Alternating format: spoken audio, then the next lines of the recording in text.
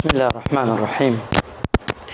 پیغمبری خواه فرمی علیه الصلاة والسلام فێری یەکێ لە سونەتەکانمانەکە لا يأكل طعام حتى يذهب بخاره، واتە ئینسان وا باشە کاتێ نانە خۆی ئەگەر نانەکە زۆر گەرم و چێشتەکە بڵین ئەڵێ هەتا بوخارەکەی نەچێت، واتە هەڵمەکەی نەچێت پەلەمەکە لە خواردنی.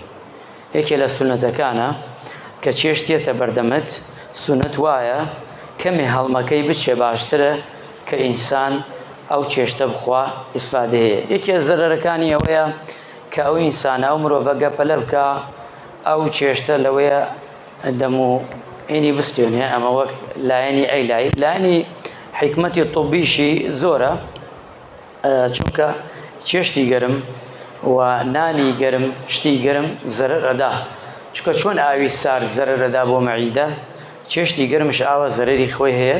پەلە نەکەین لە نان خواردنە، سونەت وایە و کەمێ بە ئەو چێشتانە کە دەیخۆین کەمێ سادۆ بێت باشترە لەسەر سونەتی پێغەمبەری خوا صلی الله علیه وسلم. فەرمووبانێژەکانمان بکەین.